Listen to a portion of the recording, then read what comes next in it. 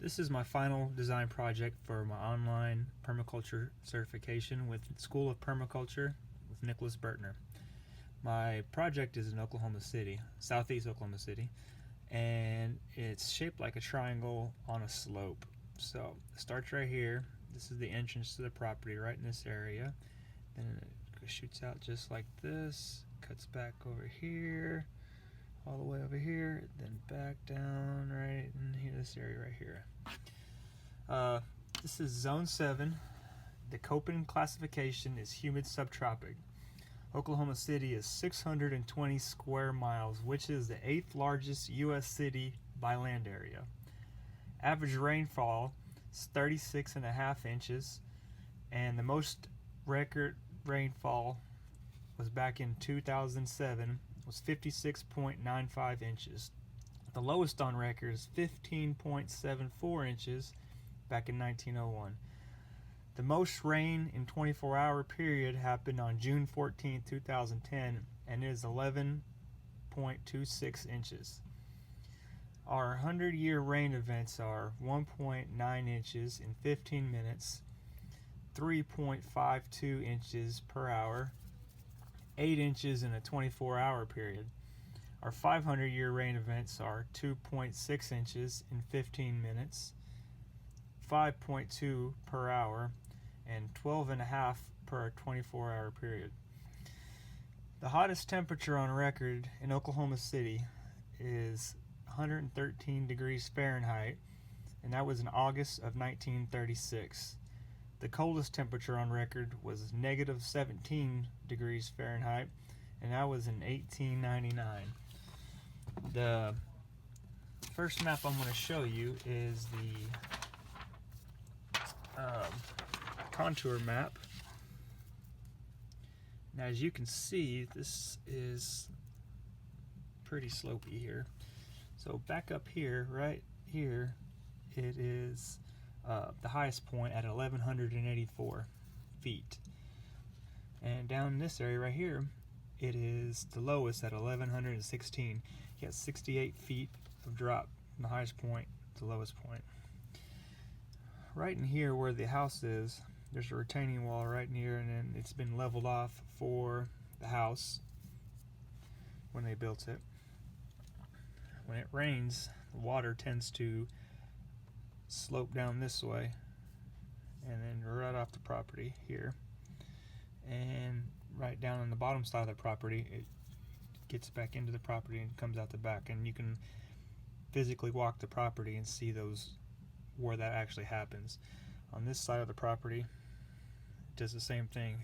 It just slopes right off. It's a pretty sharp slope right here. And down in this area, it is pretty level across the property. The next map I have for you is the soil map. There are two types of soil present on this property. This upper part where the green is at is Stevensville, Darcel, Nuwala complex. Stephenville and Darcel are similar in that they mostly are made up of a fine sandy loam all the way down to bedrock, and the Nuwala starts with a fine sandy loam and then transitions to a sandy clay loam and then clay down to bedrock. The bottom part of the land is a Hare Nuwala fine sandy loam, and as you can guess by that name, it is a fine sandy loam all the way down to bedrock. A little deeper you get a sandy clay loam, but for the most part, this whole property is a fine sandy loam, and it's real sandy. And so the next map I have for you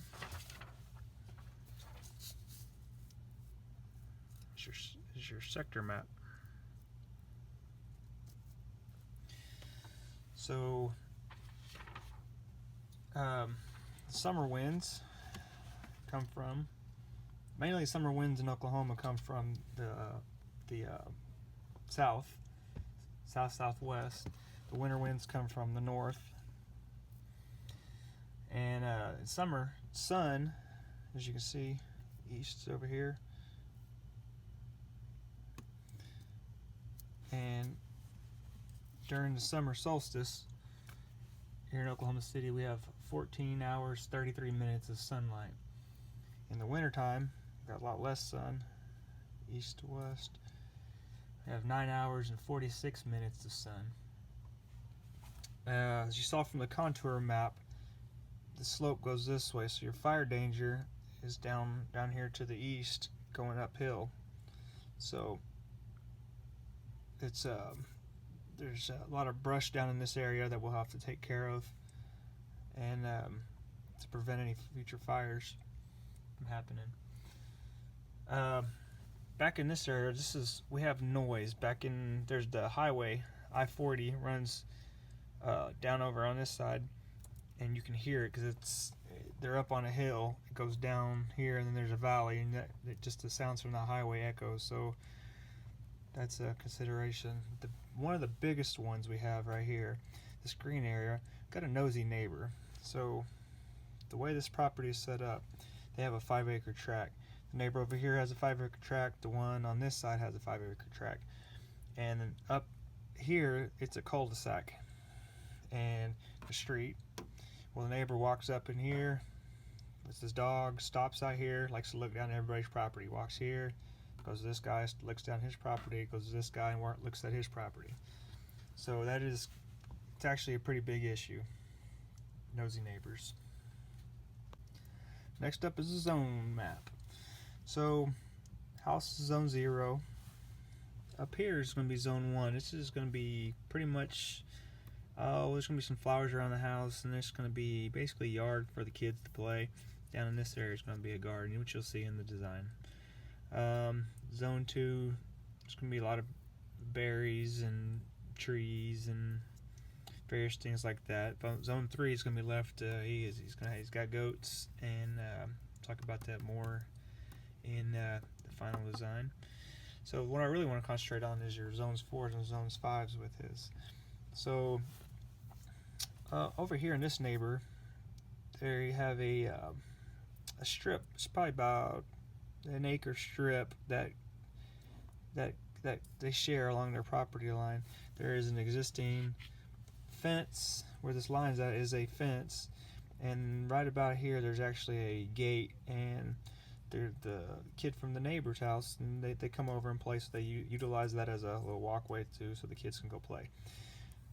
I debated on letting this stay as a 4 or 5 because currently it's a 5, but they plan on in the future actually running some goats through here to kind of clean it up, not take any trees down or anything, but just kind of clean it up a little bit. So that's the only reason I put it as a 4. Now on this side back over here, there's the neighbors. It's just wooded. It's just gonna be, so they're fortunate they have just an area where they can kind of just observe nature. No one's ever gonna mess with it. No one's ever gonna do anything with it. And down on the bottom side of the property is the same thing. This is all thick woods, and no one's gonna mess with that one either. And like I said, back in this area, it's just the zone 4 right here is mainly just gonna be an area where they can, we go through there and pick up loose sticks to start a campfire and do stuff like that. And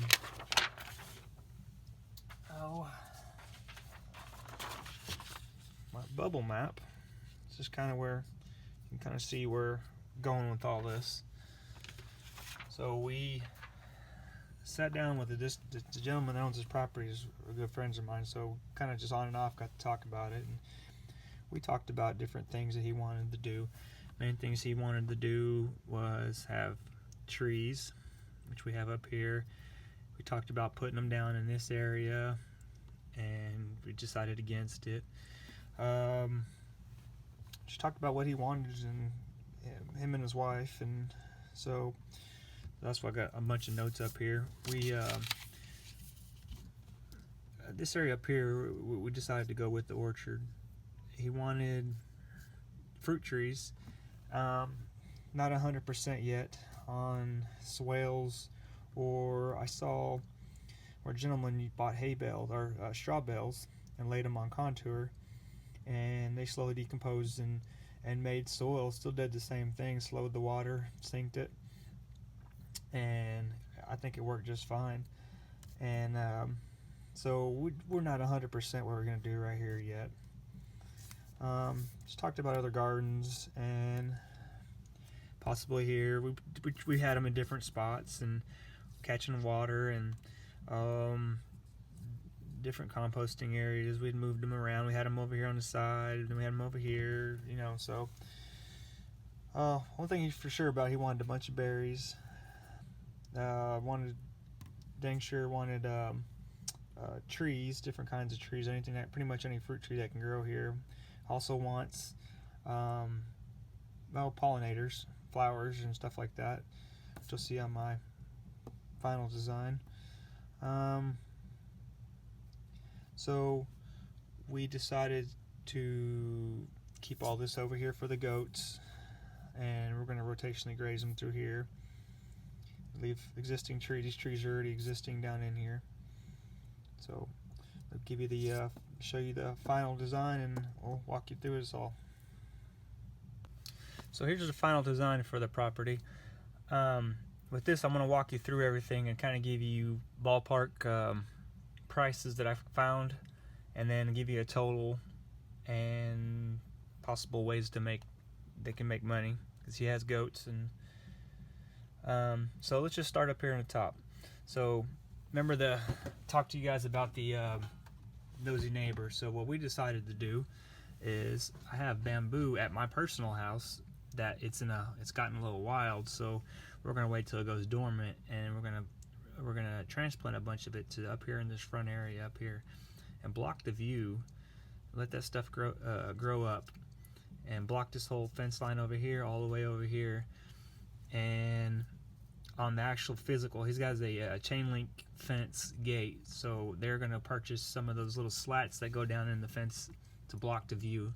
The other thing I forgot to mention in one of the other ones is, this is the west over here, and just when that sun's about to go down from the horizon, you get a shot of sunlight that goes right underneath. There's trees in here, right underneath all that, right into the kitchen window, and it's just, if you're in this area, it's pretty blinding. And yeah, so that's gonna be a dual purpose there, but mainly just to keep that nosy neighbor out of there. So these are existing pine trees that line the driveway. Obviously we're not going to do anything with those. Those have been there. They look to be 30 plus years old. So up in this area, we're going to put a bunch of fruit trees. Kind of priced them, and it just depends on what you get, when you get them, how you get them. They can be anywhere from $30 to $35 to $20. He's not in a big rush, so he'll obviously be looking for stuff when it's on sale. This is the project you're not going to do in one shot. This is going to be step by step. So there's about 40 trees total in this area. So we put them on contour, and like I said earlier, I didn't draw them in because I'm not 100% sure if it's going to be straw bales stacked here, or is it going to be actual swales down in this area right here. So if we go the straw bale route, I figured to be about 45 straw bales, and depends on the time of year and when you buy them. I just put them for $6 a piece, so you're looking at about $270 for straw bales to do these 5 rows of trees here. The little dots are nitrogen fixing trees. Here in Oklahoma, we have access to black locust, mimosa, red buds. There's honey locusts, and there's also Kentucky coffee, and I'm sure there's a few I'm missing. Close to on this particular property, there's red buds already, so getting seeds for red buds is no problem. My personal property, I have mimosa and red buds, and then the local lake, there's black locusts all around that, and there's Kentucky coffee too. So getting nitrogen fixtures, that's going to be a zero cost. That's just harvesting the seeds, growing them out, and sticking them in the ground. So there's going to be no absolute cost on those nitrogen fixing trees. This area right here, he wanted left open because whenever he gets anytime he gets like a round bales of hay or fencing, or anytime he has material delivered, or this is the area where he stages it all. So I'm going to leave this area open. Down in this area, obviously there's a swing set there. I'm going to leave that open too. Kids are going to be able to play up in here. This is an existing bed that's here now. We just need to clean it up a little bit, and they want to make it just a pollinator. Just put a bunch of pollinators for the orchard there. These right here are existing crepe myrtles. This is an existing tree that's here. There's existing crepe myrtles here. Help with that sun. That's why they were originally planted, to help block some of that west sun off the house. They're roughly about 3 foot right now, and they got attacked by the goats this year, so they got set back. This building right here is an existing shed that's on the property, and this one was a storm shelter that's on the property. So it's a fire pit that's right now it's mobile. I'm thinking they didn't 100%. They have just a portable grill, and they bring in chairs. I don't know. They hadn't made a decision if they wanted to make a permanent fire pit, or I think they like the fact that they can move it around. So right now it's just a temporary one. So this area right here is going to be left mainly lawn, and it's going to be maintained with the chicken tractor here. They currently have this, and they're currently doing this. So that is going to stay. It's working pretty good. Occasionally they'll have to, when it rains a lot, they have to go and still cut the grass, but that's what they have to do. That's what they want to do. Around the house here, there's already existing beds, and they just want to plant it up with more pollinator flowers, native, milkweeds. I think native to Oklahoma. There's a good nursery here in Oklahoma that specializes in native plants that do well here. So this is a patio that's already here, so obviously that's going to be there. This is a sunroom that's on the back of their house. Right now they don't utilize that, but in the future I think we're going to try to get them to make this some sort of nursery area or something like that. So along this area right here, he had, when he first bought the property, he planted some little evergreen trees, and of course they started dying, and when I came around, I brought him some fig cuttings, and so he planted 2 or 3 figs in here, and he likes it, and he loved it, and they're doing good. And so I taught him how to propagate them. It's fairly easy. So he's going to make this whole area of figs, and then we're going to plant comfrey in between them, just because figs are free to propagate. He's bought one. Between him and me, we have about 5 varieties of figs, and we have comfrey too. So this isn't going to cost us, except the initial tree that we bought. It's not going to cost anything to do this either. And there's already 3 of these already here, so it's just a matter of expanding it. So this right here, there is a little pipe that comes out of the ground. It's actually tied into a gutter that's right here underground. It just comes right out of the land, just sticks out about 2 foot. It's kind of dangerous. There's another one over here, which I'll talk to you about that in a minute. So right here, ever since I took this class, I've wanted to do a berry pit. It just kind of, whatever reason, it stuck in my head. So we're going to make a berry pit right here. We're going to dig this around we're probably going to dig it about 5 foot circle here. Dig it down a couple feet, maybe 3 feet.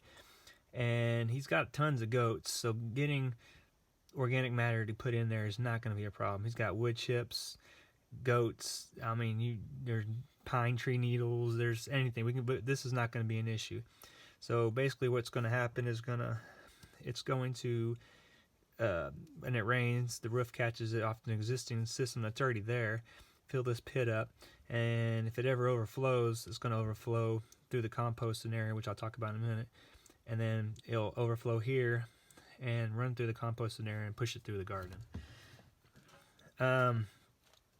So over here, there's another one of those pipes, and this one is in the way. This one is kind of dangerous. So what we're going to do is on the back side of the garden, we're going to put 3 water tanks. This one we're gonna dig it back. We're gonna tie into it, put it all underground, and it's going to tie into the water tanks, which they can use to water here, the garden, water, or fill the. This is for the goats. The water tank for the goats. There's gonna be berries here, and then there's gonna be another set of probably either figs or trees or what. He wasn't 100% sure what he wanted to put right here. So if it overflows, they'll have a place to catch it right in here. So the garden has currently right now has the compost on this side of the garden, and as you can imagine, every weed in this corner of the garden is doing excellent. So we're going to push it over here to the front of the garden. It's going to actually have a compost. I'm going to teach them how to do the 18-day method composting, and then right here is going to be for the worms. It's going to be a worm composting setup, and of course here's the garden. I'm going to put some more pollinators around the outside of the garden beds. We're going to put the beds. He's already got this garden's already there. We're actually just going to make it a little bit bigger and build the beds on contour. So back up here towards the house, there's a retaining wall. Now right in this area back here, it's actually starting to fall apart. We're probably within a year or so. It's done up with railroad ties currently, and the slope behind it is starting to give away just because of he had chickens that kind of would peck in this area, and it just kind of ate up all the grass, and it's just starting to erode. So we are going to build some sort of a terrace in this area, and then plant more bushes or trees, or we're not 100% sure what we're going to plant in this area. It's probably going to be some sort of maybe some more berries or small shrubs, probably native Oklahoma flowers or that. Right here is going to be, these are two existing willow trees, and this is just an existing oak tree that's already there too. So that's going to be probably the first project we do on this whole thing, because it needs to be done pretty quick. Down in this area tends to stay pretty wet right now, and so we're going to put 3 rows of berries right in this area. We're going to actually dig a trench and then mound all that up into, these are on contour. We're going to dig it up, mound it up here, and right now he currently has a big giant pile of wood chips. So everywhere we dug out, we're going to fill up with wood chips, help absorb some of that, and hopefully dry this area out a little bit.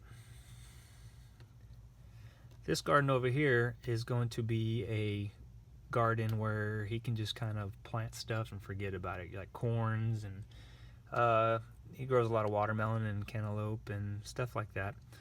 And these beds are going to be on contour also. These are off the contour map. I used those lines, and obviously we'll get in there and A-frame and mark it all out real good. And so the main part I want to talk to you guys about was the goats. So he currently has I think 16 goats, and he has found out why deserts are formed.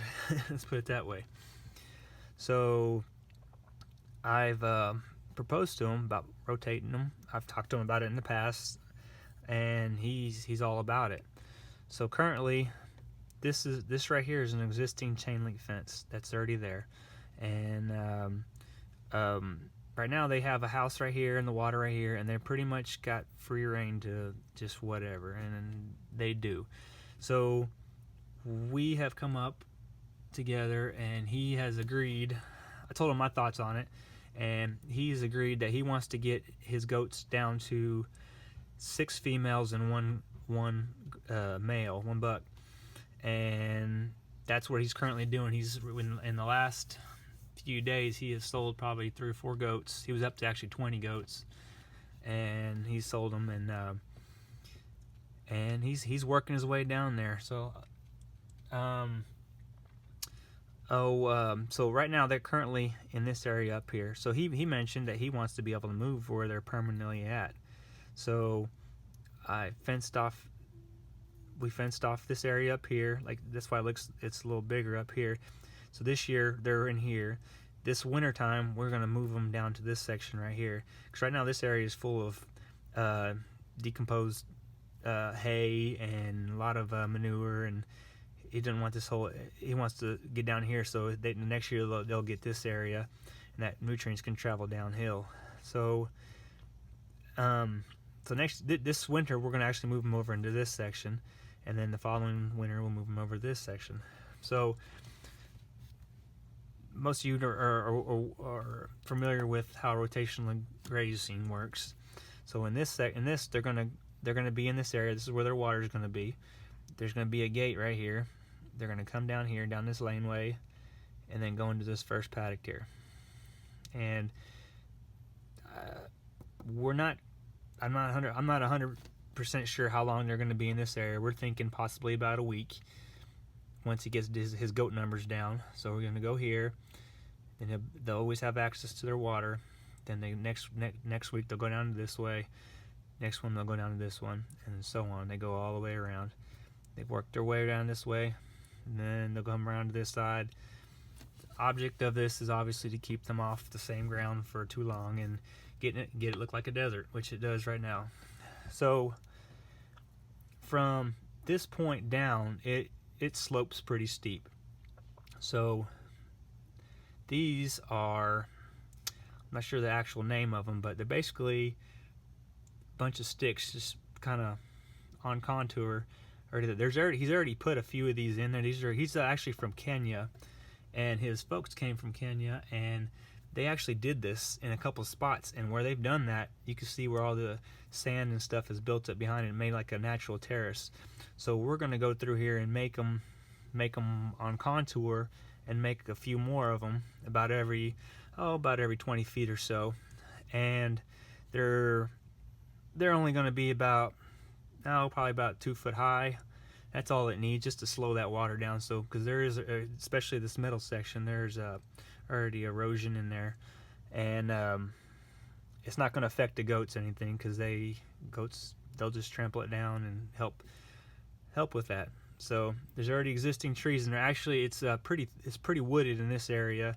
Here's the center section, not so much, and then on the other side it's pretty wooded. So we're going to go through and thin out some of the trees that are in there and help establish some of this grass that's back in here.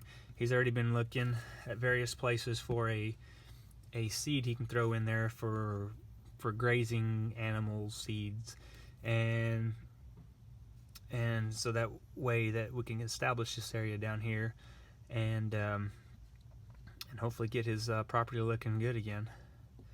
Some of the numbers I got for this, as far as price goes, these 3 barrels right here, I found them for about $339 each.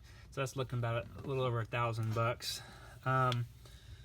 More than likely, this will either be used tanks like IBC totes, or this was a price on a 500-gallon tank, by the way. And so we'll probably either use IBC totes, or we might just put one tank in there.